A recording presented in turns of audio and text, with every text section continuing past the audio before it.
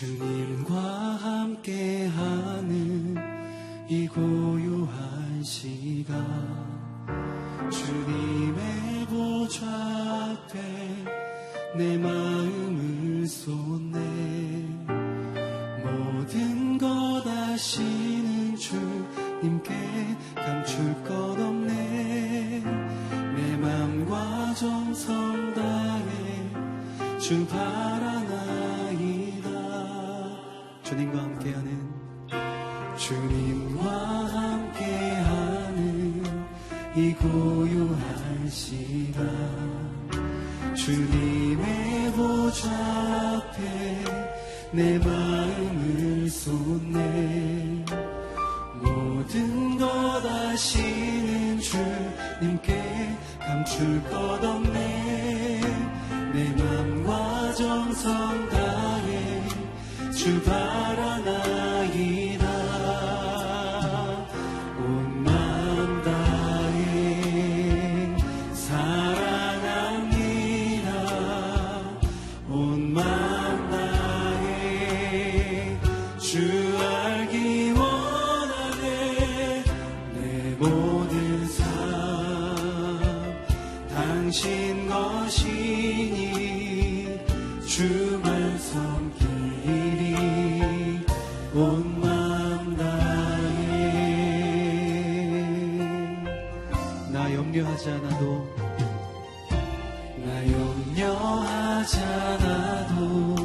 내 쓸 것 아시니. 나 오직 주의 얼굴 구하게 하소서. 다리에 알 수 없을 때라도 감사하며 날마다 순종하며 주 따르오리다. 온 마음 다해 사랑합니다. 온 마음 다해 주 알기 원하네. 내 모든 삶 당신 것이니 주만 섬기리. 온 마음 다해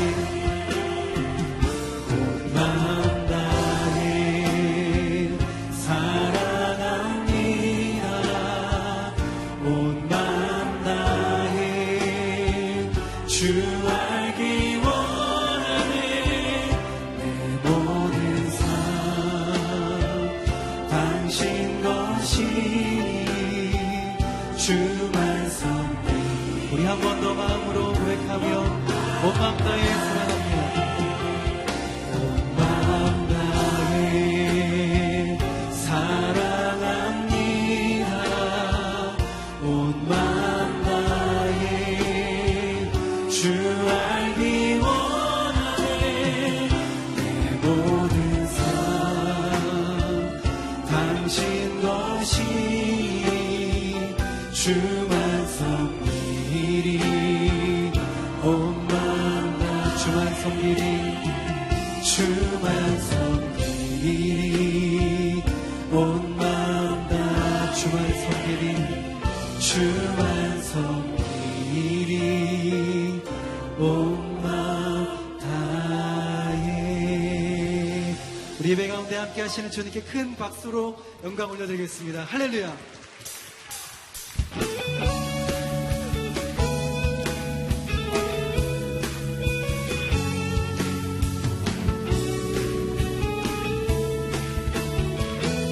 나의 가장 낮은 마음 주께서 기뻐하시고 작은 일에 큰 기쁨을 느끼게 하시는도다. 내가 지쳐 무력할 때 주님에게 힘이 되시고 아름다운 하늘나라 내 맘에 주시는도다. 우리에게 축복하신 하나님 사랑, 낮은 자를 높여주시고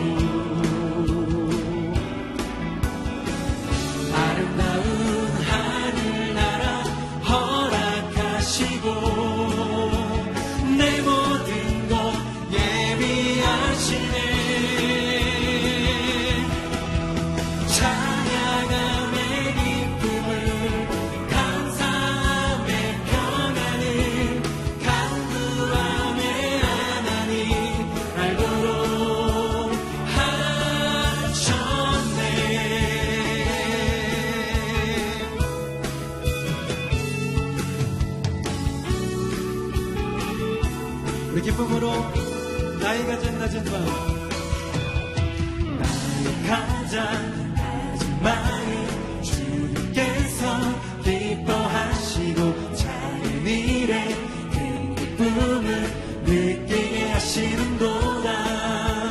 내가 지쳐 무력할 때 주는 내게 힘이 되시고 아름다운 하늘나라 내방해 주시는도다.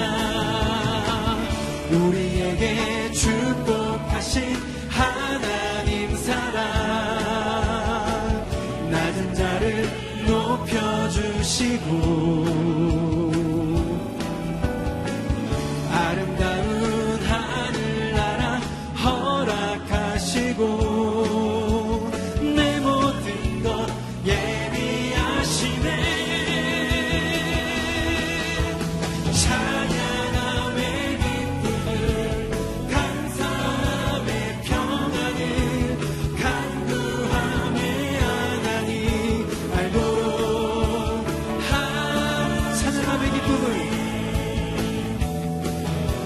찬양함의 기쁨을 감사함의 평안을 간구함의 하나님 알도록 하셨네.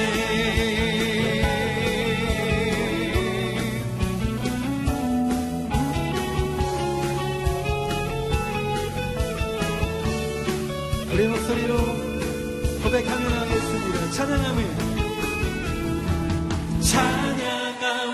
기쁨을 감사함의 평안을 간구함의 하나님 알도록 찬양함의 기쁨을 찬양함의 기쁨을 감사함의 평안을 간구함의 하나님 알도록 하셨네. 알도록 하셨네. 알도록 하셨네. 알도록 하셨네. 주의 꿈을 안고 일어나리라. 선한 능력으로 일어나리라. 이 땅의 부흥과 회복이 바로 나로부터 시작되니 주의 꿈을 안고 일어나리라. 선한 능력으로 일어나리라. 이 땅의 부흥과 회복이 바로 나로부터 시작되니.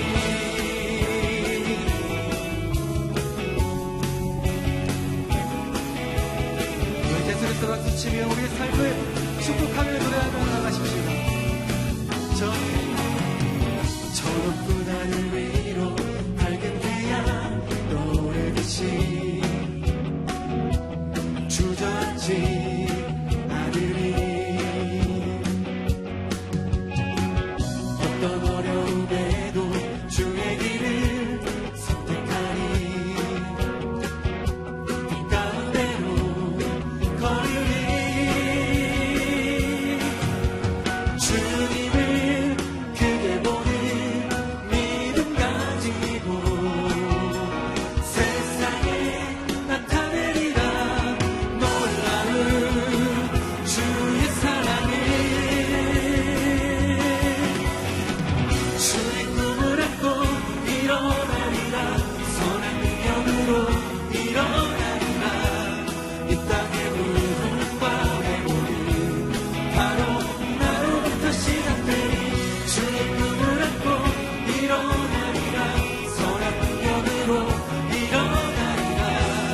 이 땅의 부흥과 회복이 바로 나로부터 시작되니.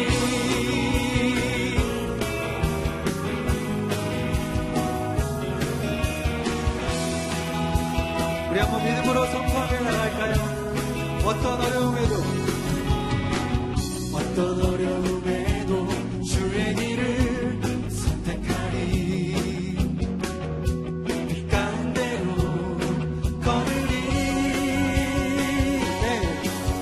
주님을 크게 보니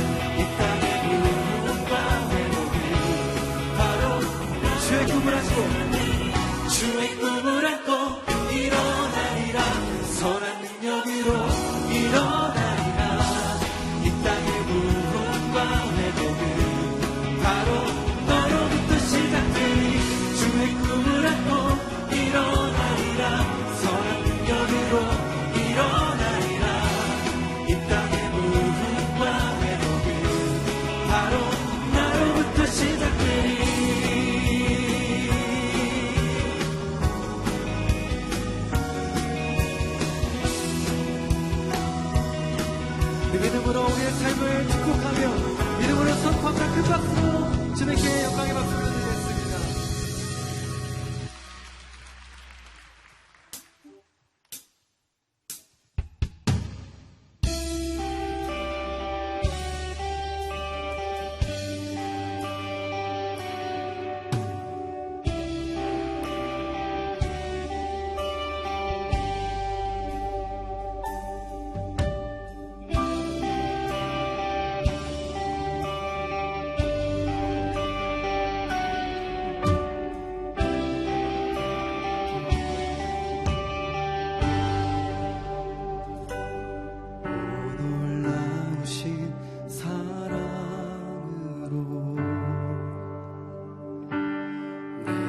찾아온 생명의 빛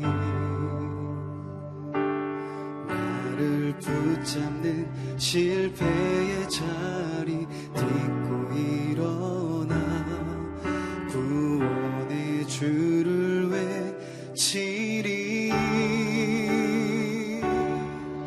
다시 한번 외쳐 예수여 나를 돌아보소서 어둠 속에서도 빛을 비추시는 예수만이 내 소망 다시 한번 내 삶 드리니 예수여 내 손 잡아주소서 폭풍 속에서도 주가 붙드시니 예수만이 내 생명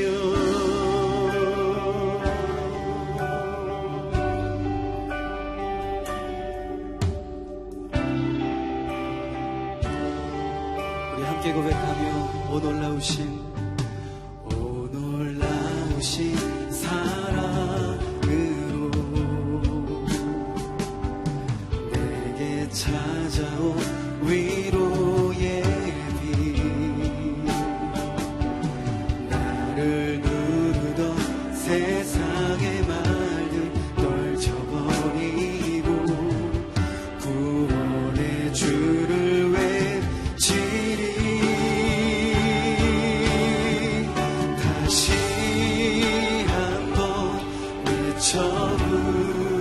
부르니 예수여 나를 돌아보소서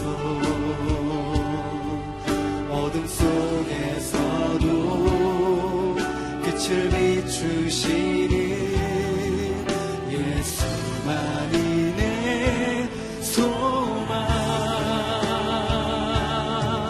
다시 한번 내 삶 드리니 예수여 내 손 잡아주소서 폭풍 속에서도 주가 붙드시니 예수만이 내 다시 한번 다시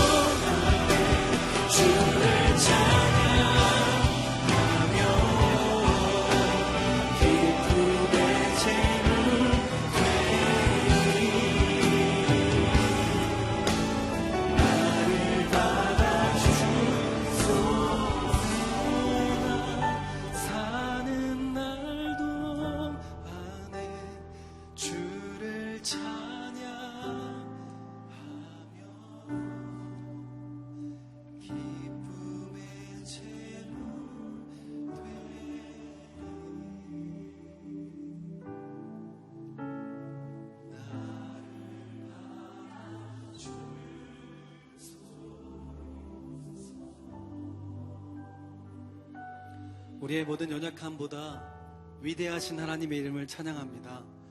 하나님, 우리가 세상에서는 거짓말을 듣지만 우리를 지으신 참된 우리의 창조주 되신 그 하나님을 만날 때에 진정한 우리의 삶을 바라보시는 하나님의 음성을 듣게 될 줄 믿사오니 오늘 이 예배가 너는 나의 보배롭고 존귀한 자다.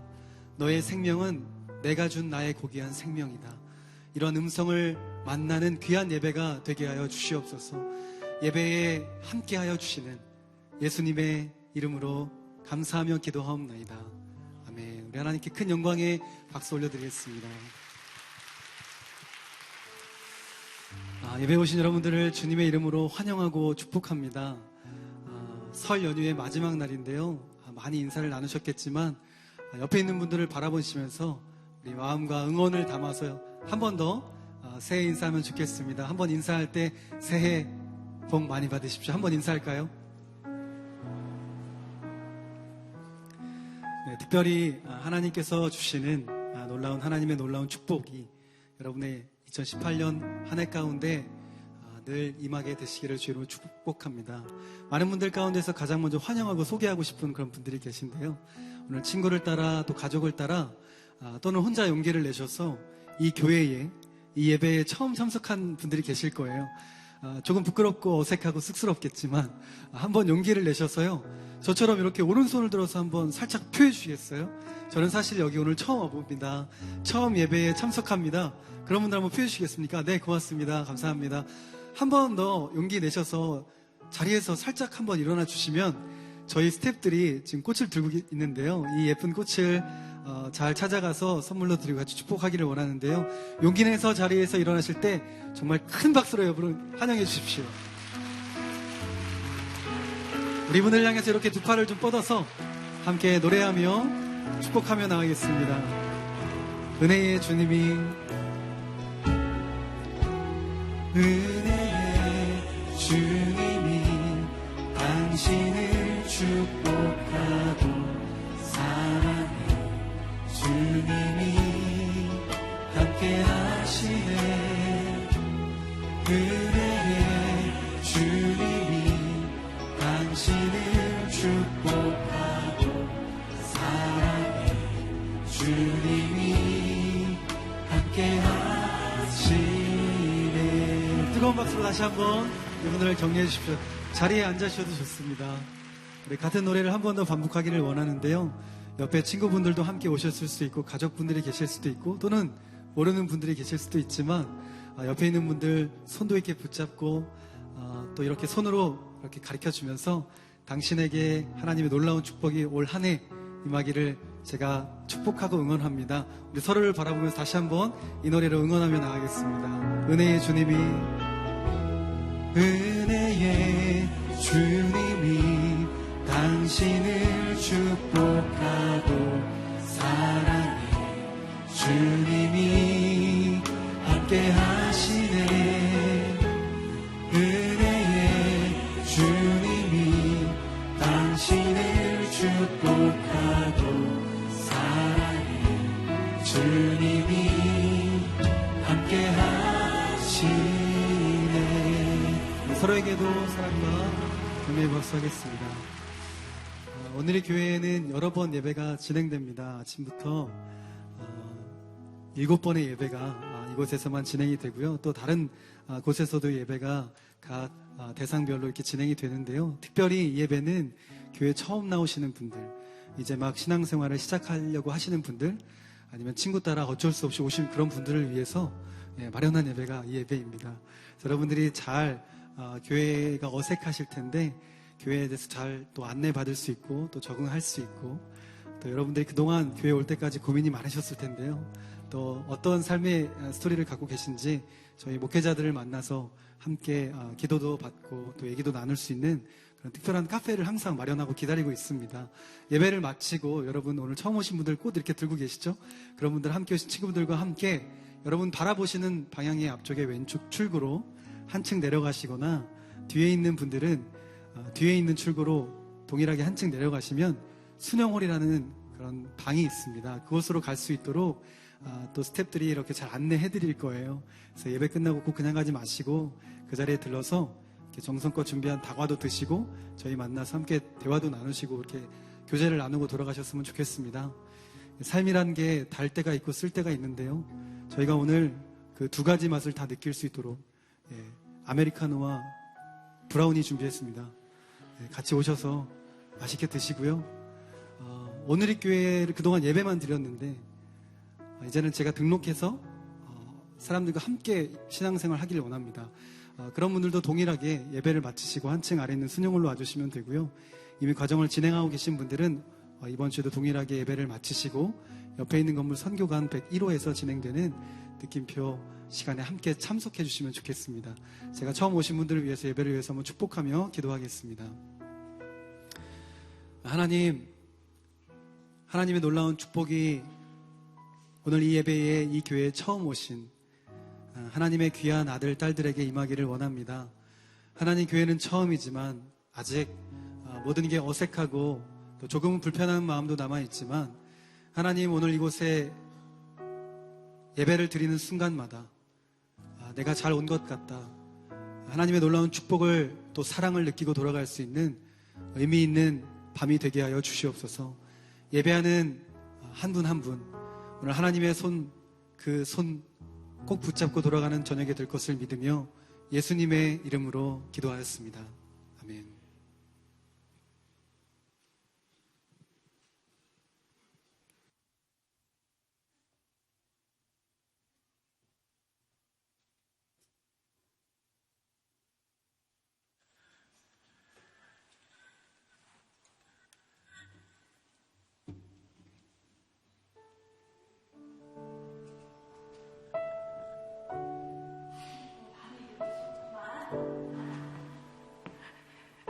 만나서 반갑소. 내가 설 기념으로다가 여기 노래 한 자락 하러 왔는데 한번 들어보실라요?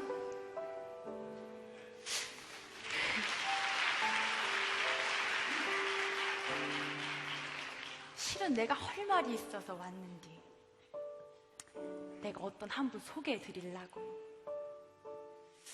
내가 살다 그런 양반은 처음 봤어. 내가 싫다고 해도 좋다고 쫓아다니더니 결국 그러더라고. 사랑 온다고. 내가 뭐라고?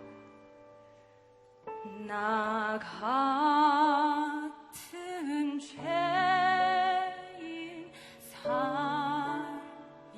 살이신 주 은혜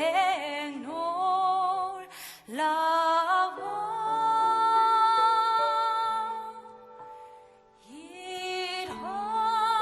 잃었던 생명 찾았고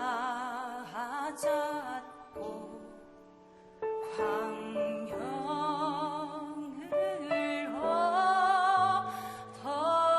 얻었네.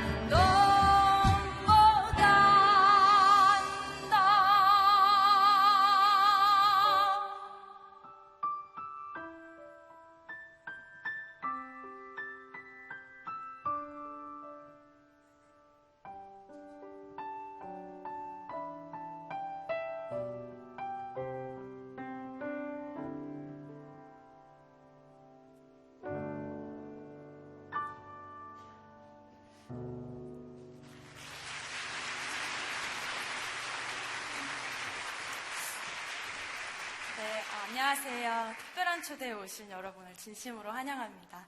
네, 저희는 하울팀, 하나님의 울림팀, 지금 판소리를 맡고 있는 박자연입니다. 안녕하세요. 네, 저희 팀은 이렇게 보시다시피 클래식 음악도 있고 국악도 있고 다양한 장르가 모여서 만들어진 팀인데요. 저희는 팀 이름처럼 하나님의 울림을 드러내는 하나의 도구로서 찬양하는 팀입니다. 저희가 앞서서 저희 팀 소개를 해드리면 무용고요, 피아노, 그리고 해금, 드럼, 첼로 이렇게 있어요. 그래서 저희가 부족하지만 여러분들이 오신 덕분에 이렇게 좋은 자리에서 이렇게 하나님이 사랑하시는 사람들을 보고 이렇게 찬양할 수 있게 되었어요. 오히려 저희가 이렇게 설 수 있게 해주신 하나님과 여러분들께 너무 감사드립니다. 두 번째 곡은요, 나의 갈 길 다가도록이라는 찬양인데요. 작곡은 김수미 선생님, 그리고 편곡은 전경수 선생님께서 하셨는데, 이 곡은 한국무용에 맞춰서 이제 찬양을 드릴 거예요. 그래서 저희 부족하지만 함께 마음의 감동, 하나님의 울림을 느끼시면서 저희 예쁘게 봐주셨으면 좋겠습니다. 네, 두 번째 곡 나의 갈 길 다가도록 들려드리겠습니다.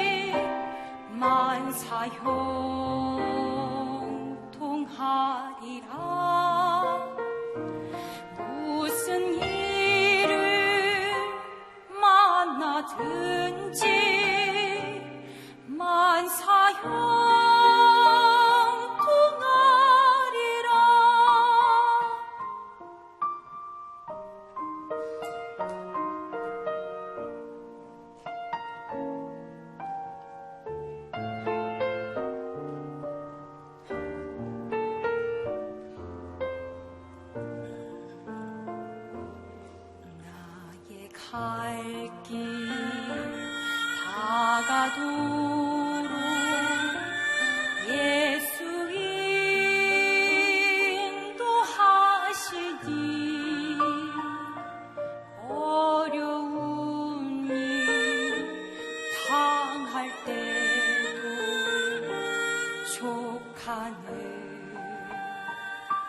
해주시네. 나는 심히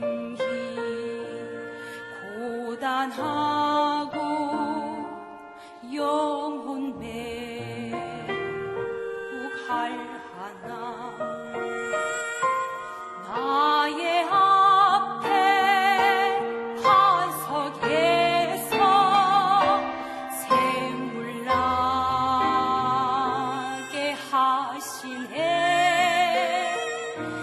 나의 앞에 반석에서 샘물 나게 하시네.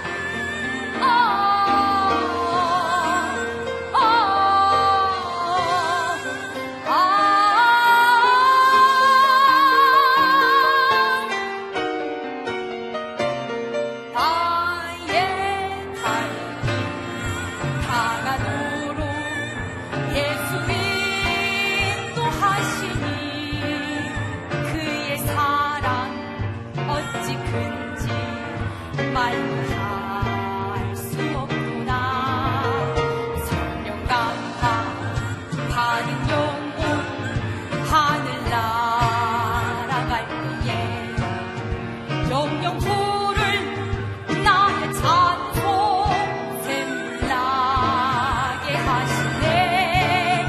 영영 부를 나의 찬송 예수 인도하셨네.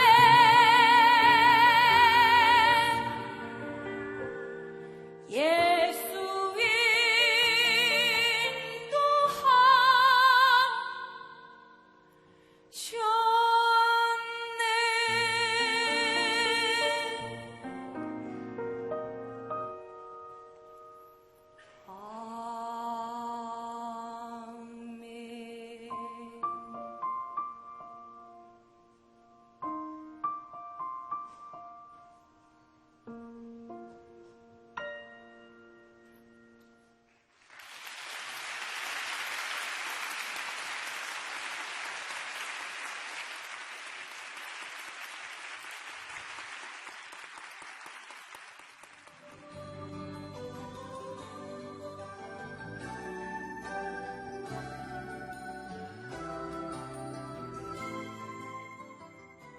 그러자 세베대의 두 아들 야고보와 요한이 예수께 다가와 말했습니다.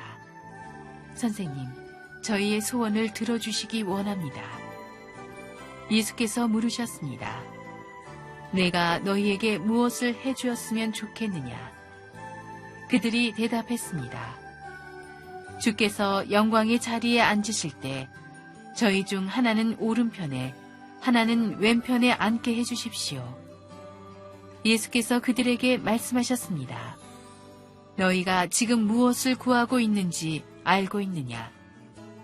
내가 마시는 잔을 너희가 마시며 내가 받는 세례를 너희가 받을 수 있겠느냐? 그들이 대답했습니다. 할 수 있습니다. 예수께서 그들에게 말씀하셨습니다. 너희도 정말 내가 마시는 잔을 마시고 내가 받는 세례를 받을 것이다. 그렇지만 내 오른편이나 왼편에 앉는 것은 내가 정해주는 것이 아니다. 그 자리는 미리 정해놓은 사람들에게 돌아갈 것이다. 다른 10명은 이 말을 듣고 야고보와 요한에게 분개했습니다. 예수께서는 그들을 함께 불러놓고 말씀하셨습니다.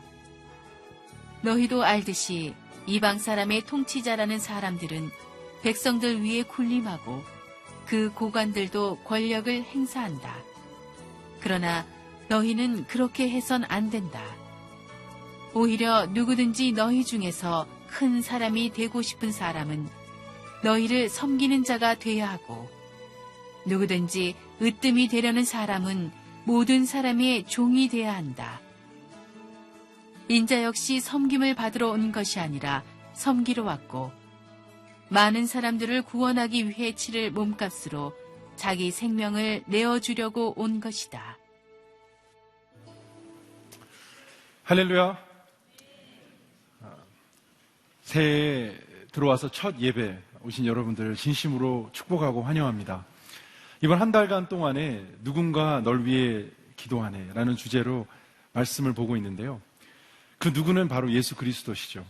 그분은 원래 하나님이셨으나 우리 인간의 모습으로 이 땅에 오셔서 우리와 공감하고 우리를 더 이해하고 우리의 받은 고난과 또 우리가 경험할 수 있는 시험, 또 고통, 어려움 그 모든 것을 친히 감당해 주셨기에 성경에 말하기를 우리와 진정으로 우리를 이해한다라고 말하고 있습니다. 그가 하늘 보좌에서 그냥 우리를 바라보면서 나는 신이니까 다 알아 하고 대충 짐작할 수 있겠죠. 아, 너는 이런 한계가 있지. 하지만 그는 시공간을 초월하고 인간의 모습이 되셨습니다. 왜 33년 동안 이 땅에서 우리와 똑같이 어린 베이비로 태어나서 이렇게 자라났을까? 성장기, 그리고 사춘기, 또 부모님 집에서 살다가 또 함께 친구들과 함께 생활하다가 제자들을 삼고 이렇게 공생의 생활을 하셨을까 생각해 봤을 때, 또 시험을 받으셨을까 생각해 봤을 때 우리를 이해하고 공감하기 위했다라는 것이 확실합니다. 우리는 저 위에서 너가 날 찾아올 수 있으면 찾아와 봐. 그럼 만나줄게. 그런 하나님이 아니라 내가 너와 함께하리라. 임마누엘. 그냥 우리와 함께하기 위해서 그냥 쫓아오시는 거죠. 달려오시는 거죠. 저는 그래서 하나님 아버지를 이렇게 생각할 때 달려오시는 분, 우리를 놓치고 싶지 않은 분, 우리를 꾸지람하기 전에 먼저 우리를 이해하시는 분, 우리의 고통과 어려움과 서러움을 다 공감하시는 분으로 저는 어렸을 때부터 이렇게 느껴왔습니다. 오늘은 어떠한 것으로 이해하고 우리를 충분히 이해하시기 때문에 어떠한 중보 기도를 할까 생각해 봤을 때 오늘 본문은 소원에 대한 이야기입니다.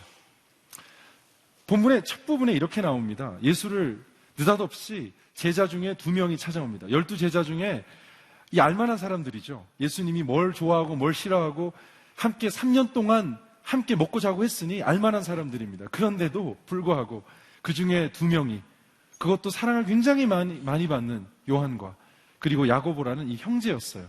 2명이 형제였는데 야고보와 그리고 요한이 예수께로 다가와서 묻습니다. 소원이라는 단어를 사용해서 말이죠. 뭐라고 질문하냐면, 선생님, 35절에 나옵니다. 저희의 소원을 들어주시기 원합니다. 이렇게 말을 해요. 저희들이 소원이 좀 있는데요. 우리 그만큼 친숙하고 우리 이제 3년 알았잖아요. 그리고 선생님도 아시겠지만 저희들이 가장 좀 특별하죠. 둘이가 약간 자신감이 좀 있었던 것 같아요. 그래서 주님이 물어보세요. 36절에 예수께서 물으셨습니다. 내가 너희에게 무엇을 해주었으면 좋겠느냐. 여기도 그렇지만 늘 예수님은 도대체 너 뭐 원하니? 라고 정확하게 물어보세요. 주님이 몰라서 물어보는 게 아니라 우리가 좀 생각하면서 내 소원이 뭔지를 정확하게 이해할 필요가 있기 때문에 아마 오늘 저녁에 주님이 여러분 만나도 물어볼걸요? 너 무엇을 원하느냐? 물어볼 거예요. 왜 그걸 아냐면은 오늘 본문이 나오는 부분에서 마가복음 10장이잖아요. 우리 오늘 본문 지나서 조금만 지나면은 눈먼 바디메오라는 사람을 예수님이 만나요. 그래서 오랫동안 눈이 안 보이니까 눈을 얼마나 뜨고 싶겠어요. 주여 나를 불쌍히 여기소서라고 말을 해요. 그랬더니 예수님이 가시더니 질문을 하세요. 내가 무엇을 너에게 해주기를 원하느냐? 이렇게 물어보세요. 아니 몰라서 물어봅니까? 그것뿐만 아니에요. 마태복음에서도 굉장히 비슷한 스토리가 나와요. 제자 둘이 오는데 이번에는 사실은 오늘 읽었던 본문하고 마가복음 10장하고 굉장히 비슷한 스토리예요. 어떤 학자들은 똑같다, 어떤 학자들은 2번이나 이렇게 간청했다라고 말을 할 정도로 비슷해요. 얼마 정도 비슷하냐면 단 한 가지가 다른데 엄마를 데리고 와요. 여러분, 이게 원조 치맛바람이라고 하죠. 자기가 가서 안 되니까 엄마를 출동시켜요. 아니죠. 엄마가 뒤에서 밀고 있을 수도 있어요. 그러면서 세베대의 아들 야고보와 요한의 엄마가 같이 와서 예수께 간청합니다. 그게 마태복음 20장이에요. 거기서도 뒷부분에 보면은 조금 지나서 또 눈먼 2 사람을 만나는데 예수께서 계속해서 눈 멀었으니까 얼마나 답답하겠어요. 저를 불쌍히 여기세요. 저를 불쌍히 여겨주세요라고 말을 하는데 느닷없이 이렇게 묻습니다. 내가 너를 위해서 뭐를 해주기를 너가 원하느냐? 여러분, 소원을 물어보는 거예요. 소원이 있다고 찾아와도 다 알지만 소원을 물어보는 거예요. 그렇게 마태복음 20장과 마가복음 10장은 비슷한 유사한 스토리로 이렇게 시작합니다. 그리고 그 다음부터는 굉장히 비슷해져요. 하나는 엄마가 왔고 하나는 엄마하고 안 왔고 둘이만 왔는데 그 다음부터 똑같아요. 너희가 뭐를 원하는지 말해봐라. 그랬더니 말을 해요. 사실은 저희들이 예수님께서 당신 선생님이 영광 받으실 때 아주 훌륭하게 될 때 저희들이 오른쪽에 한 명, 왼쪽에 한 명 이렇게 보좌하면서 있기를 원합니다. 한 자리를 원한다 이것이죠. 3년 동안 섬겼으니까 열심히 따라다녔으니까 당신이 뭔가 큰 일을 할 때 우리도 양쪽에서 버팀목이 되면서 좀 인정받고 싶다라는 거예요. 한 자리 주세요 라고 말합니다. 그런데 그랬을 때 예수님이 또 물어보세요. 근데 너희가 무엇을 진짜 원하는지 모르는 것 같다라고 말을 해요. 한 자리를 원합니다. 그런데 네가 말하고 있는 거, 네가 지금 나에게 소원하고 있는 거, 빌고 있는 것을 너희들이 제대로 이해하지 못하는 것 같다. 너 혹시 내 잔을 마실 수 있겠느냐 물어봐요. 그리고 내가 받는 이 세례를 받을 수 있겠느냐라고 물어봐요. 그래, 내가 지금 죽고 부활할 거라는 거 예수님 아시잖아요. 틀림없이 영광을 받으실 거예요. 왕 중의 왕이 되실 거예요. 모든 백성들이 무릎을 꿇고 예수님을 주님이라고 시인할 거예요. 그런데 문제는 그 과정에서 너 진짜 나를 따라올 자신이 있느냐는 거죠. 잔을 마실 수 있느냐는 것은 고난의 잔을 의미하고 있었고요. 세례를 받을 수 있느냐는 피의 세례예요. 주님은 우리를 위하여 살이 찢기시고 피를 쏟으면서 십자가에서 죽으실 거거든요. 우리는 십자가 없는 부활을 원하죠. 우리는 고생 없는 영광을 원하죠. 대가 없는 결과를 원하잖아요. 공짜 심리가 다 있기 때문에 그래요. 그런데 예수님께서는 내 잔을 마실 수 있느냐? 세례를 받을 수 있겠느냐? 너 정말 내 우측에, 내 왼쪽에 우측에 이렇게 있을 자신이 있느냐라는 말을 해요. 그랬더니 자신 있다고 말을 해요. 여러분, 자신의 소원을 정확하게 파악하지 못하면, 잘 모르면 대답이 확실하게 나옵니다. 그거 아시죠? 믿습니다 한다고 믿는 게 아니에요. 제가 갈게요. 저는 부인하지 않을 거예요. 저는 확신합니다 한다고 확신한 게 아니에요. 제가 나이가 들면서 느끼는 것은 제가 어렸을 때 소원했던 것을 주님이 안 지켜준 게 되게 감사해요. 저는 제가 뭘 원하는지를 몰랐더라고요. 그러면 묻겠죠. 지금은 아느냐? 40대 중반인 지금은 아느냐? 지금 더 모르겠어요. 신기해요. 인간이 내 마음이 진정으로 원하는 게 뭔지를 파악하는데 평생이 걸리는 것 같아요. 여러분은 혹시 아세요? 하나님이 만났어요. 솔로몬도 만났죠. 정말 성경 속에 주님 만났던 사람 많아요. 오늘 주님 만나러 여기 왔어요. 주님이 당신을 정말 만나준다면 소원을 말해봐. 노래 가사처럼 소원을 말해봐 라고 당신에게 묻는다면 할 말이 있느냐는 거예요. 당신이 뭘 원하는지 아세요? 아니면 잘 모르기 때문에 대답이 확실히 나가고 뜬구름 잡는 이야기를 할 수도 있고 막 말을 하는데 진짜 내가 원하는 것이 아닐 수도 있죠. 오늘 스토리 이렇게 마무리가 돼요. 되게 간단해요. 다른 제자들이 듣고 있다가 열받아요. 그래서 분개를 했다라고 성경은 말해요. 그러면서 너 뭔데 청탁을 너희 둘만 가서 하고 그러냐? 너희들 뭐 대단하다고. 다른 제자들 10명도 안 찾아서 그렇지 사실은 다 한 자리를 원했던 거예요. 그래서 막 싸움을 하고 있으니까 주님이 하나의 어떤 뭔가를 가르쳐 주세요. 너희들은 이렇게 노할 때가 아니야. 너희들 지금 곧 내가 죽을 건데 너희들 지금 정신 바짝 차려야 돼. 예수님이 뭐라고 가르치냐면 너는 섬기는 자가 다 되어야 해.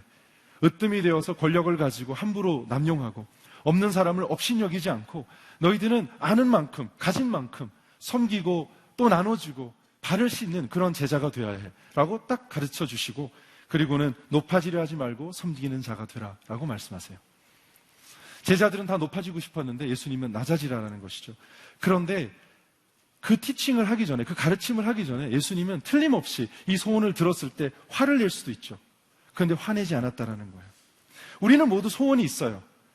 왜 주님이 화를 안 내냐면 우리 스스로도 인간인지라 오늘 저녁에 우리 모두는 우리의 소원을 제대로 모를 수가 있기 때문이에요.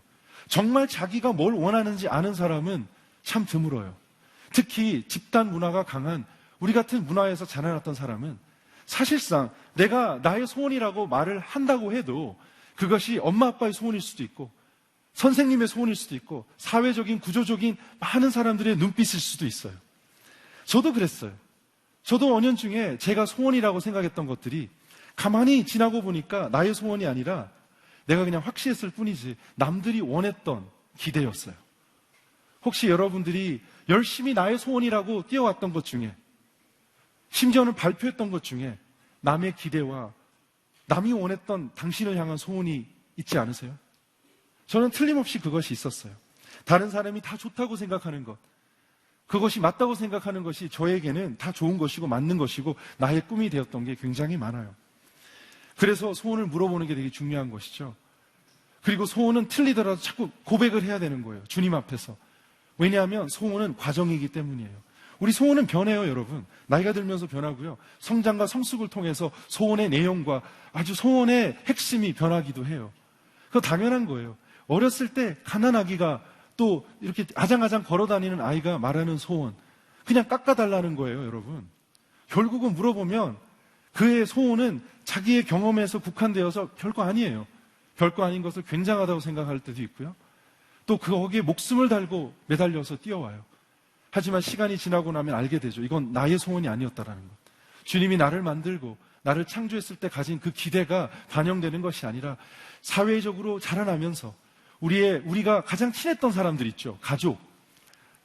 더 나아가서는 같이 동문들, 같은 직장 동료들. 사실은 그들의 꿈이 나의 꿈이 되기가 너무 쉽지 않아요? 그리고 그것을 조금만 이탈해도 눈치를 주죠. 너 왜 그렇게 이상하니? 다 우리 그렇게 사는 거야. 그래서 얼마나 목숨 걸고 뛰어왔습니까, 여러분? 소원이라고 생각하고. 나의 소원이라고 생각했지만 그것은 부분적으로든 전체적으로 나의 것이 아니었을 때가 참 많아요. 그래서 예수님은 오늘 저녁에 물어볼 것 같아요. 너의 소원이 무엇이냐? 솔로몬은 나의 소원이 지혜를 받는 거였대요. 그래서 주님은 굉장히 그 대답을 좋아하셨고 그 누구보다도 당대 어떤 왕보다도 지혜로운 을 주셨죠. 그래서 지혜롭게 왕노릇했죠. 저와 여러분에게 오늘 저녁에 주님이 너의 소원을 말해보라 한다면 얼만큼 진정성 있게 당신의 오랫동안 곱씹어왔고 고민해왔던 소원을 말할 수 있는 사람 여기 몇 명 있겠습니까? 저는 오늘 저녁에 주님이 물어볼까봐 두려워요. 아직 준비가 됐나 싶어요. 오늘 저녁부터 준비되기를 축복합니다. 우리 모두에겐 소원이 있어요. 하지만 좀 잘못된 부분이라도 있더라도 왜냐하면 과정이니까 주님 앞에 오늘 쏟아낼 필요가 있습니다. 왜냐하면 주님은 오늘 저녁에도 물을 거거든요. 틀려도 말해봐. 소원은요, 말을 할수록 꾸짖지 않는 주님에게 소원을 고백할수록 그리고 소원을 고백할 때 정리가 되거든요. 그래서 우리의 wish, 우리의 소원은 우리 안에 담아놓는 게 아니라 주님하고는 자꾸 말을 해야 된다고 생각해요. 제가 많이 그렇게 못했더라고요. 가만히 보니까 그냥 다른 사람의 기대를 나의 소원이라고 생각하고 그냥 달려왔던 부분도 참 많고요. 특히 어렸을 때부터 종교 틀 안에 있었던 사람이 더 그럴 수 있죠. 왜냐하면은 굉장히 거기에서 이탈하게 되면은 사실은 가장 가까운 트라이브라고 해야 될까요? 나의 동족들이 제일 지탄하거든요. 제일 눈치를 줘요. 그래서 불안해요. 너 자꾸 이러면 가족에서 쫓아낼 거야? 이렇게 할 수도 있죠. 너 그런 직업을 가지면 안 돼. 얼마나 그게 한 아이의 꿈을 그냥 완전히 무시하는 줄 아세요? 우리 집안에는 그런 사람 없다. 이거보다 더 강한 명절 때에 어명이 어디 있습니까? 우리 집안에 없대는데. 그러면 제가 첫 번째로 해볼게요. 누가 그렇게 말할 수 있어요? 목숨을 담보로 자기 꿈을 하는 사람 별로 없어요. 다 어린아이들한테 너 뭐 되고 싶니? 물어보세요. 다 그만해요. 왜냐하면 가족과 이웃과 가장 가까운 사람들이 사실은 원수예요. 내가 하나님의 소명을 받들지 못하는 어떻게 보면 가장 그들이 나의 존재를 위협할 수 있는 존재들이죠. 왜냐하면 우리가 가장 싫은 게 뭐냐? 호적에서 빼는 거죠. 그거 요즘 생각해 보니까 그렇게 큰 것도 아니야. 나 왕족도 아니거든. 그런데 호적에서 뺀다라는 게 사실 너무 무서운 거예요. 나의 트라이브가 없어지는 거잖아요. 나의 보호막, 나를 인정해주고 나라는 동족들이 나를 배신하는 거잖아요. 그거 하나 비위 맞추려고 호적에서 안 파이기 위해서 얼마나 내 마음속에 있는 것을 사실 묻어놓고 그건 소원이 될 수 없어. 그건 나의 꿈이 될 수 없어라고 뛰어왔는가 아마 생각해 볼 필요가 있다고 생각해요. 사랑하는 여러분, 인생은 단 한 번 사는 거죠. 하나님 앞에 나의 소원을 말하라고 하는 그분에게, 나의 성량을 알고 나를 만드신 그분에게 나의 소원을 뭘 말 못하면 누구한테 말합니까? 아빠한테요? 아빠와 엄마는 당신을 사랑할 수는 있으나 당신을 온전히 이해할 수는 없어요. 아빠 엄마는 당신을 지지하고 죽을 만큼 사랑할 수는 있으나 당신의 꿈을 다 파악할 수는 없어요. 당신의 미래를 예측할 수도 없고 당신을 어떻게 디자인했는지 하나님의 마음을 다 읽을 수가 없어요. 그래서 당신의 베스트를 알 수가 없는 거예요. 가장 여러분을 잘 지도하는 교수도 당신의 베스트를 말해줄 수 없어요. 이 세상에 한 번도 경험하지 못한 것을 하나님이 당신을 통해서 경험하게 할 거라면 누가 여러분에게 그거 해봤어 라고 말할 수 있겠어요? 초행길은 힘들지만 나의 원석 정도밖에 안 되는 소원이라도 듣고 싶어하는 주님에게 우리는 솔직하게 기도로서 나갈 필요가 있다라는 것이죠. 주님은 그만큼 받아줄 마음이 있어요. 다른 사람의 소원을 기도하는 것이 아니라 나의 소원을 발견하는 기도, 그것이 오늘 저녁부터 시작해야 되는 한 해를 여는 기도가 될 줄로 믿습니다. 걱정하지 마세요. 주님 막 쇼크 받지 않으세요. 하나님이 기도 제목, 기도 듣다가 막 쇼크 받았더라 이런 건 성경에 없어요. 하나님은 너무 놀라지 않아요. 여러분과 제가 태어나기 전에도 수많은 기도가 있을 것이고 엉터리 같은 기도가 있었을 것이고 엉터리 같은 소원이 있었을 것인데 하나님은 철딱같이 잘 알아들으세요. 하나님은 이상하게 말을 해도 다 알아들으세요. 당신을 디자인하시고 죽기까지 사랑하는 주님이기 때문이죠. 아니 구세주가 좋은 게 뭐예요? 주인이 좋은 게 뭐예요? 나를 영접하라, 무거운 짐진 자들아 다 내게로 오라, 내가 너를 쉬게 하리라. 왜 주님이 그랬겠어요? 그런 신이 어디 있어요? 다 우리를 이용해 먹으려고 그러지. 다 우리를 통해 뭔가를 이루려고 그러지. 우리 주님은 받을 게 없는 주님이세요. 우리에게 줄 것밖에 없으세요. 그리고 그분이 물으세요. 오늘 저녁에 너의 소원을 말해보라고. 너 정말 원하는 게 뭐니? 원석 같은 버전을 주님께 드려도 주님은 잘 이해하고 다듬으셔서 빚으셔서 다이아몬드 같은 소원으로 여러분에게 임하실 줄로 저는 믿습니다. 여러분 원석을 드리세요. 시편 37편 4절에 이런 말씀이 있어요. 또한 여호와를 기뻐하십시오. 그러면 그분이 당신 마음의 소원을 이루어 주실 것입니다. 사랑하는 여러분, 우리가 오늘 저녁부터 해야 되는 것은 기뻐하며 주님께 원석을 드리는 거예요. 주님, 나 이것밖에 안 돼요. 내가 원하는 거 이것 같아요. 엄마의 말도 아니고 아빠의 말도 아니고 이후의 목사의 말도 아니고 내가 주님 앞에 나의 창조주에게 드리고 싶은 한 번밖에 못 사는 피조물이 주님의 형상으로 지음받은 사랑받고 있는 내가 주님께 드리고 싶은 고백은 이거예요. 주님, 내가 이걸 원합니다. 틀릴 것 같아서 두려워서 말 못했죠. 오늘 저녁부터는 그냥 말해버리세요. 제가 믿기는 하나님은 꾸지람하기보다는 여러분의 원석을 다듬기 시작할 거예요. 왜냐? 오늘 저녁에 단 한 번도 이 야고보와 요한을 꾸중하지 않았어요. 예수님은 질문을 했죠. 더 깊이 소원을 다듬어봐 라고 질문을 했죠. 질문의 칼로 다듬기 시작했지, 꾸중하고 욕했던 사람은 다른 라이벌 제자들이었어요. 제자들은 화가 나는 거죠. 야, 너만 한 자리 할 거라. 너 지금 가만히 보니까 이거 안 되겠네, 이거. 이렇게 된 거예요. 경쟁을 하고 있던 친구들은 화가 났지만 주님은 그러지 않아요. 여러분의 욕망과 여러분의 소원과 여러분의 어떤 욕심을 주님께 솔직히 고백할 필요가 있어요. 잘 다듬어진 기도만 할 것이 아니라 하나님, 나 이거밖에 안 돼요. 나 이거 원해요. 라고 말을 했을 때 주님은 야 이놈아! 이러지 않고 오늘 오히려 그들을 자상하게 지도하기 시작합니다. 다른 제자들은 안 물어봤기 때문에 지도를 못 받았어요. 하지만 솔직하게 주님께 나의 욕심과 소원을 말했던 사람은 좀 틀렸어도 하나님의 어루만지심을 받았습니다. 여러분, 나는 그런 사람이 되기를 원합니다. 원래 소원은 말하면 발견되게 돼 있어요. 저는 그래서 어린 자녀에게 너의 소원을 말해보라고, 뭐를 원하니? 너가 좋아하는 게 뭐니? 물어볼 필요가 있다고 생각해요. 그렇다고 다 들어줄 필요는 없죠. 아빠 그것도 사줘, 저것도 사줘 이럴 거니까. 하지만 그 소원 속에 보석이 있다는 거 아세요? 주님은 여러분이 소원을 말할 때 충분한 넓은 마음으로 그걸 들어줄 거예요. 뭐를 보느냐? 다른 제자들은 소원의 옳고 그름을 따졌지만 예수님은 너무 사랑하셔서 그 과정인 것을 아니까 소원 속에 보석을 발견하는 거예요. 그들이 막무가내 그냥 한 자리 하고 싶었던 게 아니에요. 의미 있는 삶을 살고 싶었던 것을 주님은 알았던 거예요. 진정한 소원, 말하고 있는 소원 뒤에 진정한 소원을 볼 수 있는 하나님을 믿으시기를 축복합니다. 여러분이 이상한 말을 해도 주님을 알아들을 수 있다라니까요. 그게 사람하고 하나님하고 다른 점이죠. 그러니 솔직한 기도를 해야죠. 소원은 자꾸 말할수록, 어릴수록 말을 해도 돼요. 어려도 말해도 돼요. 발견되고 구체화되는 거예요, 여러분. 그래서 대학교 갈 때 너가 어떤 세상을 꿈꾸는지 적어보라 그러잖아요. 퍼스널 스테이트먼트가 뭐예요? 너의 소원을 적어보라는 거예요. 네가 꿈꾸는 세상은 뭐니? 대학교 졸업해서 한 자리 하고 싶어? 그게 아니라는 거예요. 왜 대학교가, 아주 좋은 대학교는 학점으로만 뽑지 않을까요? 왜 더 깊이 있는 질문을 할까요? 네가 그리는 세상을 한번 적어봐. 왜 그렇게 물을까요? 아직 원석 버전이지만, 아직 아무것도 아니지만 그 안에 보석이 숨겨져 있다니까요. 다 엉터리가 아니라니까요.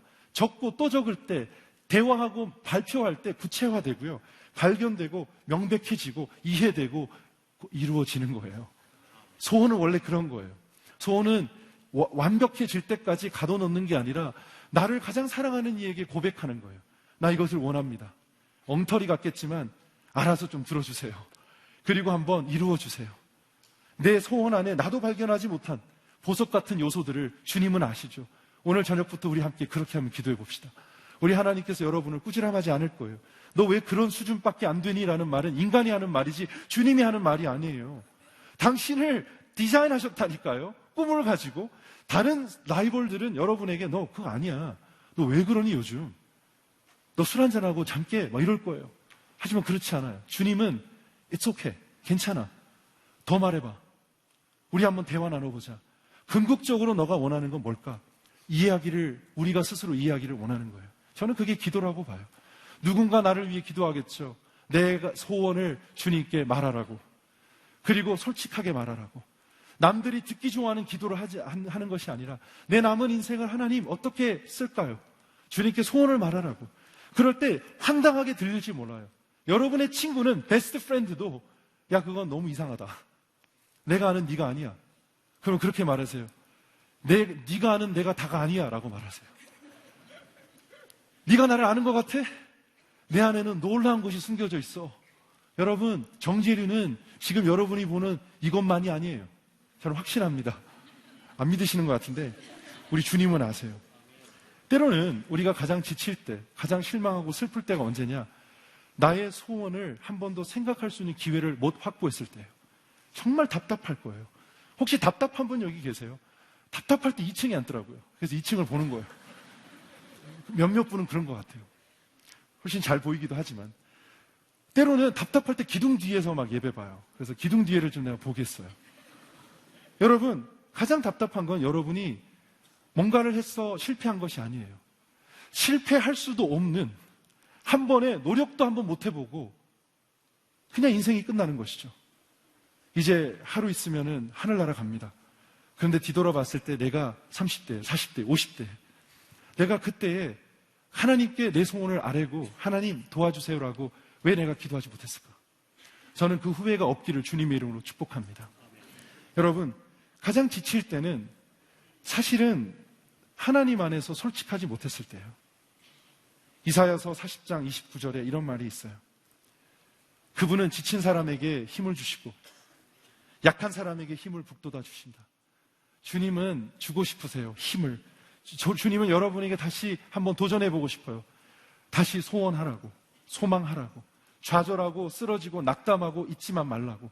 사랑하는 여러분, 오늘 여러분에게 이 설교를 하고 있는 제가 어쩌면 최근에 들어서 가장 실망하고 좌절하고 답답하고 힘들지 모르겠어요. 그래서 어쩌면 여러분에게 같이 소원하자라고 말할지 모르겠어요. 설교자가 강하고 놀랍고 담대하게 말한다고 해서 모든 것이 다 정리된 게 아니에요. 고백하건대 늘 고백하지만 제가 서로 사랑하세요 라고 할 때 제가 사랑이 부족할 때가 많고요. 여러분, 하나님에게 기도합시다 할 때 기도를 안 할 때가 제일 많았어요. 어쩌면 저에게 하는 설교일지 몰라요. 40대 중반이잖아요. 너의 소원을 말해봐 라고 주님이 말한다면 그냥 이대로 그냥 계속 도와주세요 라고 말할 것인지, 아니면 하나님 저에게 다시 20대 초반에 꿨던 꿈을 허락해 주세요. 아무것도 모르고 언덕에 올라가서 기도하면서 하나님 열방을 나에게 주세요. 나 이런 거 원합니다. 나 이렇게 하고 싶어요 라고 했던 그런 꿈들이 20년, 몇 년 지나니까 사라졌더라고요. 정말 없어졌어요. 기억도 안 나요. 여러분 기억나요? 20대 어떤 꿈을 꿨는지? 안 나죠? 왜냐하면 밀려나서 그래요. 세상의 기대에 어긋나고 내가 가장 가까운 사람이 등을 돌릴 때 나는 불안하게 되고 두려워지죠. 하지만 가장 나를 지치게 하고 힘들게 하고 두렵게 만드는 것은 단 한 번도 내가 뭘 원했는지를 알지 못하고 내가 뭘 소원했는지를 하나님 안에서 결단하지 못했던 것. 그게 아마 가장 힘들고 답답하고 실망스러운 걸걸요. 저와 여러분이 조금 답답한 게 낫지. 어쩌면 하나님 앞에 과감하게 너 소원을 말해봐라고 주님에게 우리의 있는 모습 그대로 나아갈 때 주님이 힘을 북돋아 주시고 다시 한번 소망을 주지 않을까요? 어떻게 우리가 스스로 소원하고 소망하고 도전할 수 있겠어요? 못해요. 나를 만드신 이가 나에게 임해야 해요. 오늘 저녁에 그분이 임하기를 축복합니다. 어떤 영역은 우리가 할 수 있지만 대부분은 우리가 할 수 없어요. 우리는 그래서 주님을 의지해야 되는 거예요. 창조주에게 겸손하게 나가서 정말 의지하지 않겠습니까? 전 요즘 들어서 그런 분들을 많이 만나요. 하나님 어디 있습니까? 나는 모르겠습니다. 다 가짜 같아요. 저는 전적으로 동의하거든요. 그런 부분이 저도 있어요. 하지만 여러분 인생 편해서 그 질문하는 거예요. 지금 당장 힘들고 답답하고 하나님 아버지 안에서 정말 잘 살고 싶으면 매달리게 되어 있어요. 제가 그렇더라고요. 제가 좀 편해지면 철학적이게 돼요. 그러다가 진짜 발등에 불이 떨어지면 하나님, 내가 주님을 만나기 원합니다. 딱 오늘이 그 심정이에요. 하나님, 나에게 하나님께 솔직하게 나의 소원을 고백하고 원석을 들여서 보석을 받는 그런 놀라운 기적을 맛보게 하여 주시옵소서. 제가 하나님께 다가가는 그 모습을 사실 보면 오늘 본문에 나오는 야고보와 요한의 모습이겠죠. 그들은요, 여러분, 소원을 말했을 때 큰 기적이 일어났어요. 어떤 기적이 일어나느냐? 이 두 형제는요, 사실은 어부였어요. 그 당시 어부 출신이었어요, 여러분. 그런데 놀라운 기적이 일어났어요. 소원을 자꾸 주님께 말했더니 어떠한 변화가 일어났냐? 어느 순간에 요한은 성경을 쓰는 사람이 되었더라고요.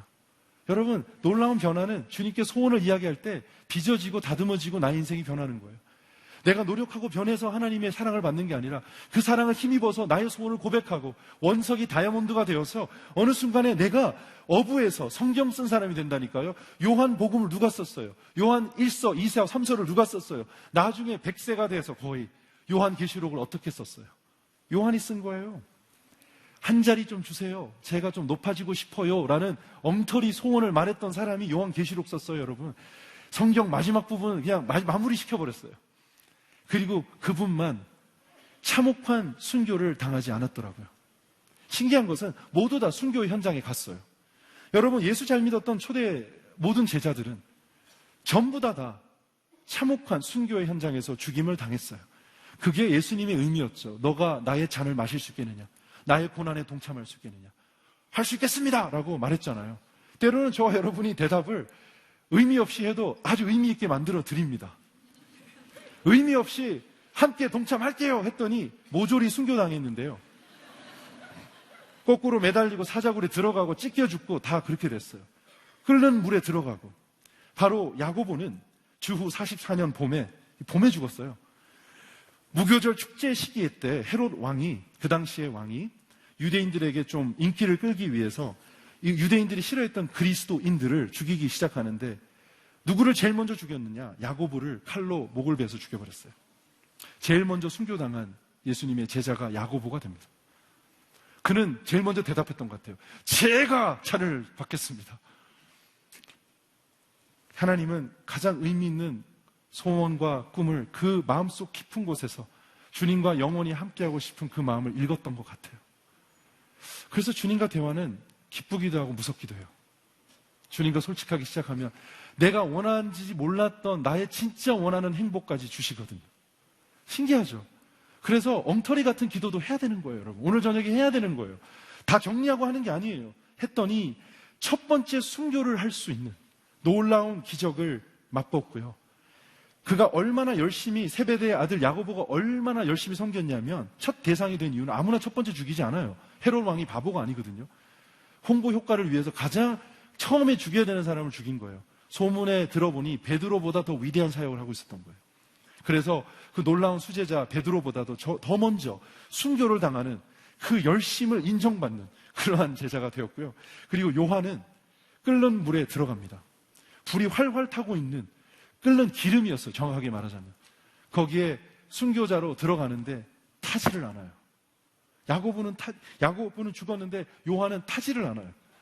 아니, 끓고 있는 기름에 사람을 집어넣는데 아무리 집어넣어도 해를 입지 않고 기적적으로 그냥 살아있어서 끄집어내서 판모섬으로 추방시켜요. 얘는 죽일 수 있는 놈이 아니구나.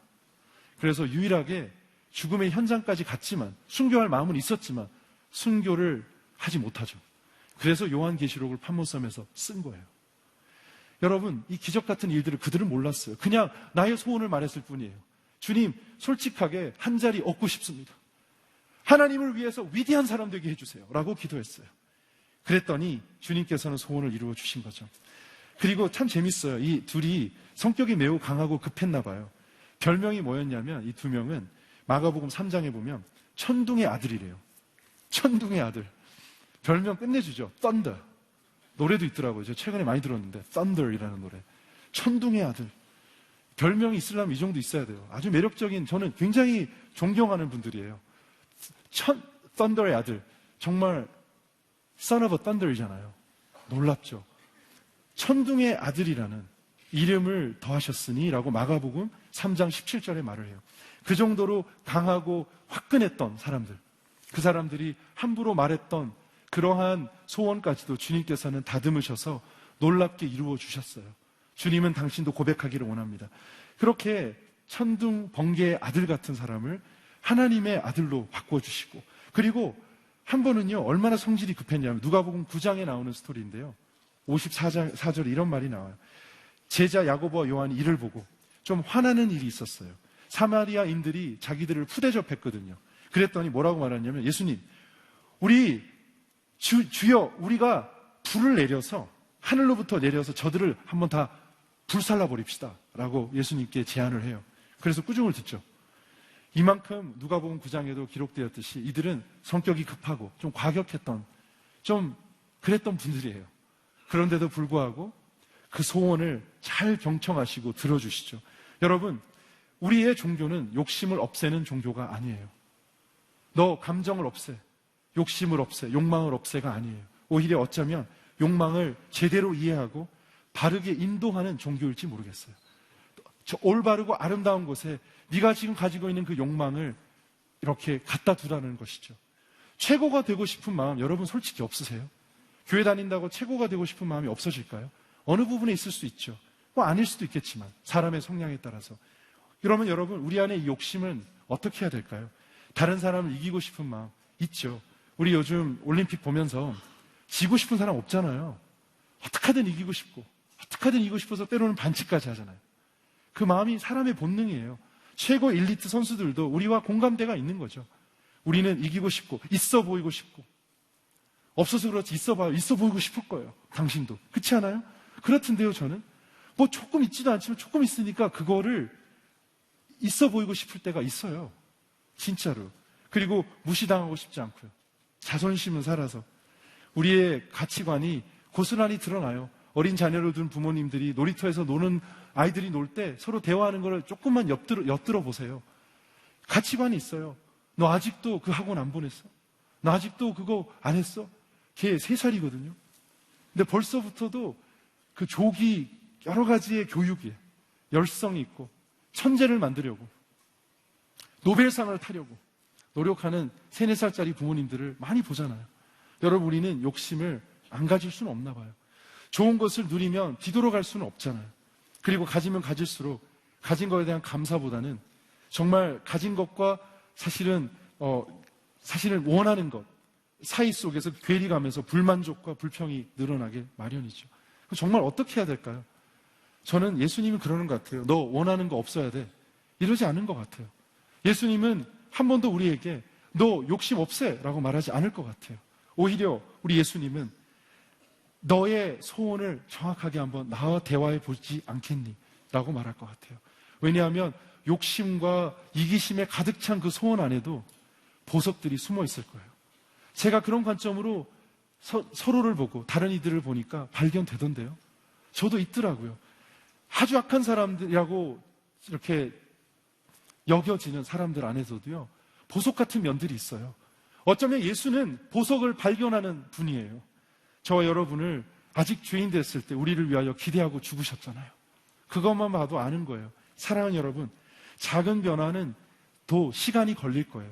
그러니 너무 스스로를 다구치지 말고, 쉽지 않은 여정이니, 원석에서 보석 가는 거 어려운 긴 여정이니 너무 자신에게 또 도대체 왜 그래? 라고 거울 보고 이야기하지 마세요. 사랑하는 여러분, 당신의 소원은 틀렸다라고 보기보다는 아직도 완성이 덜 된 원석이다라고 볼 수 있는 거예요. 당신의 소원을 업신여기지 마세요. 엉터리 같은 소원이라고 어린아이에게 야 그딴 말 하지 마 했을 때 모든 꿈은 다 사라져버리는 거예요. 그 안에 있는 보석마저도 캐낼 수 없는 그냥 파묻힌 보석이 되는 것이죠. 저는 그게 가장 안타까워요. 우리 서로를 그렇게 바라보지 맙시다. 엉터리 같은 말을 해도 하나님의 사랑으로 한번 들어봅시다. 너무 자신을 다구치지 마세요. 여러분, 평생 그런 눈초리를 받아왔잖아요. 이제 예수님의 눈빛은 그렇지 않아요. 소원을 말하고 싶지 않은 이유가 있겠죠. 왜냐? 두려우니까. 하지만 진정한 소원, 내가 원하는 것은 발견하면 그에 따른 사실은 대가를 치러야 되기 때문에 우리가 고백하고 싶지 않을 수도 있어요. 우리 안에 두려움이 있죠. 왜냐하면 내가 정말 원하는 것을 직면하면요, 사실은 좋을 것 같지만 싫을 수도 있거든요. 제가 한번 설명해 볼게요.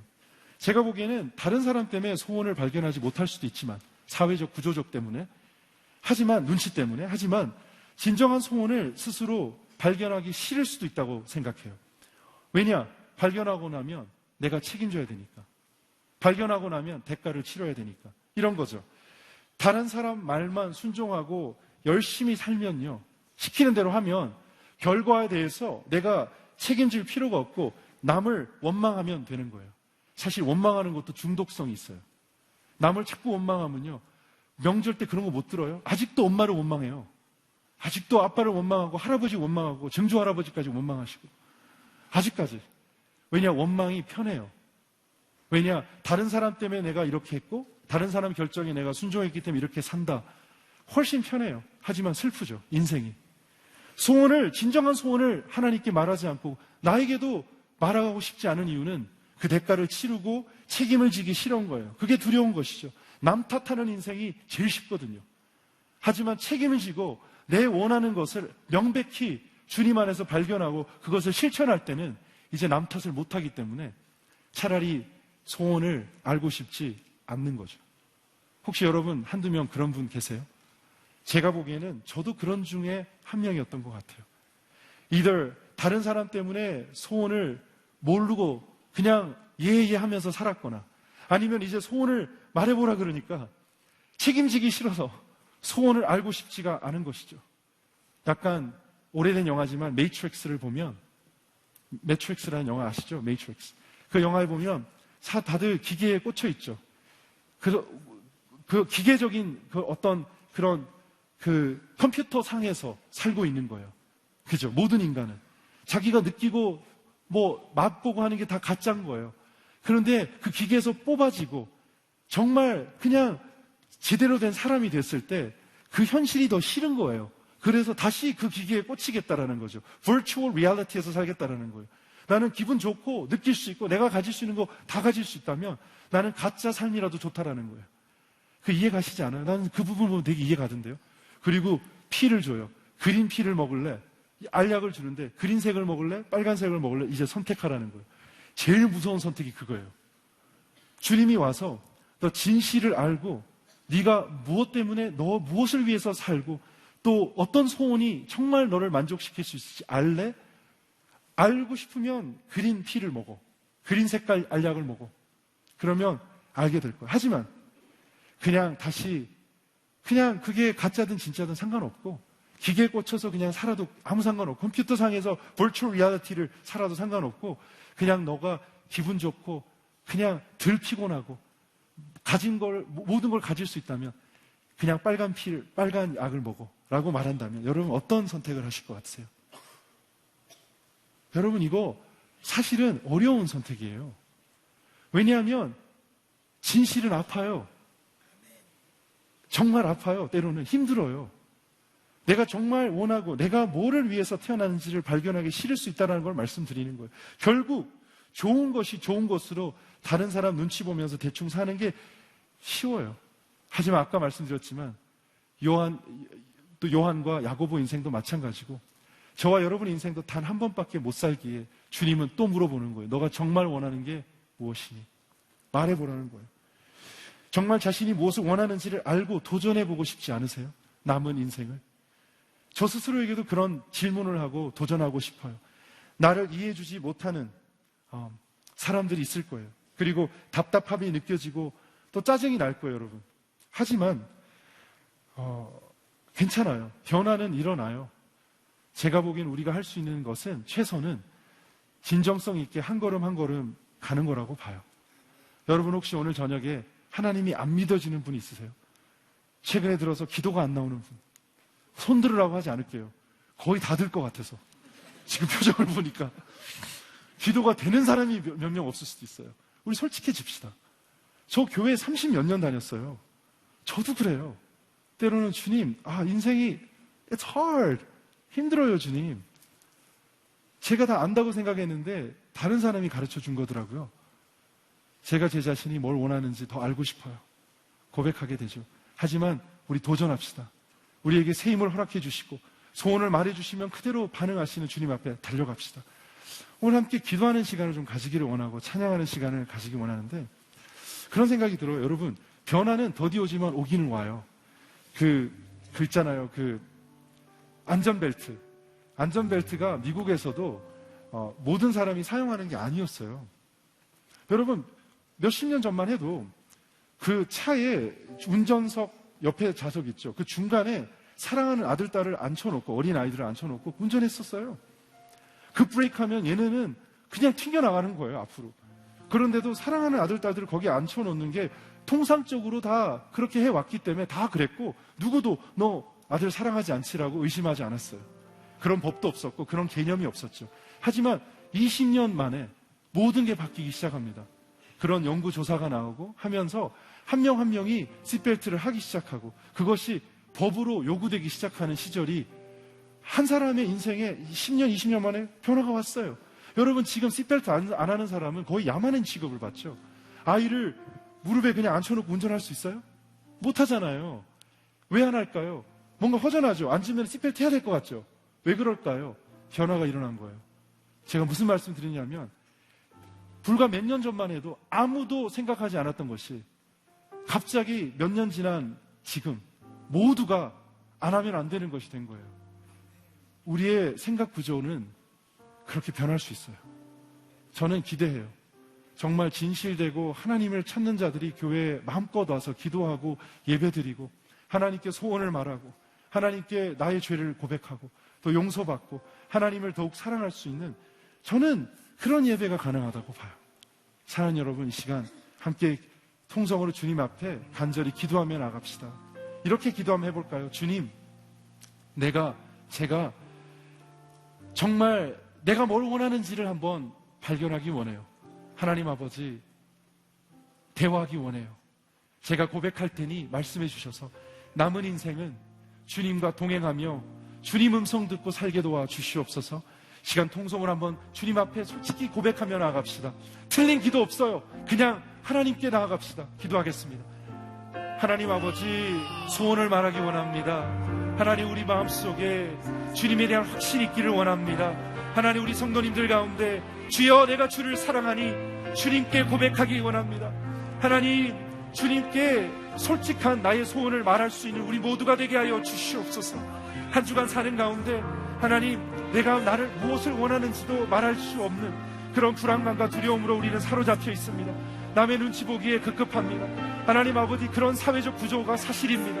하나님, 우리의 꿈은 날개가 접어졌고 하나님, 우리의 생각과 우리의 모든 것은 욕심으로 치부되어 우리는 발언할 수도 없고 발표할 수도 없고 상상할 수도 없는 그러한 인생을 살고 있는 것이 사실입니다. 하나님 아버지, 너의 소원이 무엇이냐 주님이 물으실 때 하나님, 내가 하나님 왼쪽에 오른쪽에 앉기를 원합니다. 이런 엉터리 같은 기도라도 하기를 원합니다. 하나님, 욕심이 있어도 말하기 원합니다. 잘못되었어도 고백하기 원합니다. 나를 만드시고 나를 사랑하시는 주님 앞에 솔직하게 기도하는 이번 한 주가 되게 하여 주시옵소서. 사랑하는 성도님들, 하나님 아버지, 야고보와 요한처럼 하나님께 고백하게 하시고 주위 사람들에게 욕을 얻어먹더라도 고백하게 하여 주시옵소서. 하나님 아버지, 우리가 주님을 사랑하나이다.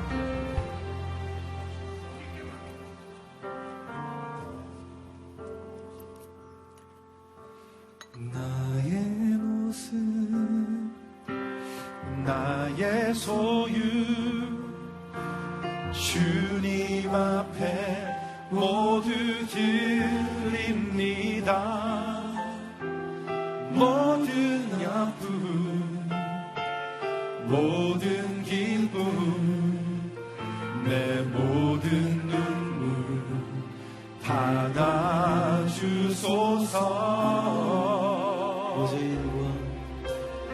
어제 일과 내일 일도 꿈과 희망 모두 드립니다. 모든 소망, 모든 계획, 내 손과 마음 받아주소서.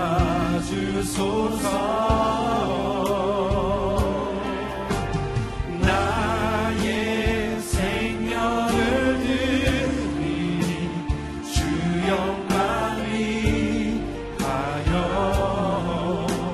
사용하옵소서.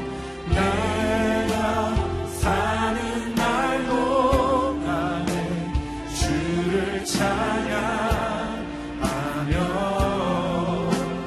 기쁨의 제물 되리. 나를 받아주소서. 하나님 아버지, 모든 아픔과 슬픔과 고민을 주님 앞에 올려드립니다. 우리 스스로 해결할 수 없으니 올려드립니다. 주님, 내가 스스로 해결할 수 있다고 생각하는 착각에서 헤어나게 하여 주시옵소서. 아버지 하나님, 우리의 엉터리 같은 소원도 듣기를 원하시는 주님을 찬양합니다. 하나님, 소원은 과정이니 주님께 올려드리겠습니다. 그러면 주님께서 제대로 빚으셔서 보석같이 이루어 주시옵소서. 정금같이 빚으시는 하나님께 우리의 인생을 맡기오니 나의 구원자, 나의 주인이 되어 주시옵소서. 예수 그리스도 이름으로 기도합니다. 아멘. 다 같이 일어나서 봉헌 찬양하며 나갑시다. 주님과 함께하는 이 고요한 시간, 주님의 보좌 앞에 내 마음을 쏟네. 모든 것 아시는 주님께 감출 것 없네. 내 맘과 정성 다해 주 바라나이다. 온 마음 다해 사랑합니다. 온 마음 다해 주 알기 원하네. 내 모든 삶 당신 것이니 주만 섬기리. 온 마음 다해 온 마음 다해 사랑합니다. 온 마음 다해 주 알기 원하네. 내 모든 삶 당신 것이니 주만 섬기리. 온 마음 다해. 하나님 아버지, 모든 것은 주께로부터 왔사오니 마땅히 주께 돌려드립니다. 우리의 전 인생이 주님 것이 되게 하옵시며 하나님의 뜻과 하나님의 사랑이 온전히 이루어지는 옥토 같은 밭이 되게 하여 주시옵소서. 우리의 소원을 우리 스스로도 파악하지 못하겠사오니 주님께서 그 문제를 해결하여 주시옵소서. 헌금이 쓰여지는 곳마다 진정성 있게 주님께 다가가는 영혼들이 많아지게 하시고, 주님께서 주시는 사랑을 느끼고 두려움을 떨쳐버리고 진리를 얄지니 진리가 자유케 하는 놀라운 기적이 있게 하여 주시옵소서. 그것을 원하고 소원합니다. 주님, 사랑하는 성도님들 지켜주시고 위로하여 주시고 한 주간 붙잡아 주시옵소서. 그렇게 하실 주님을 찬양하며 예수 그리스도의 이름으로 기도하며 나아갈 때, 이제는 우리 주 예수 그리스도의 은혜와 하나님 아버지의 극진하신 사랑과 성령님의 감화와 감동하심이 이 시간 주님, 나의 소원을 주님께 고백할지니 하나님께서 들으시고 이루어 주시옵소서.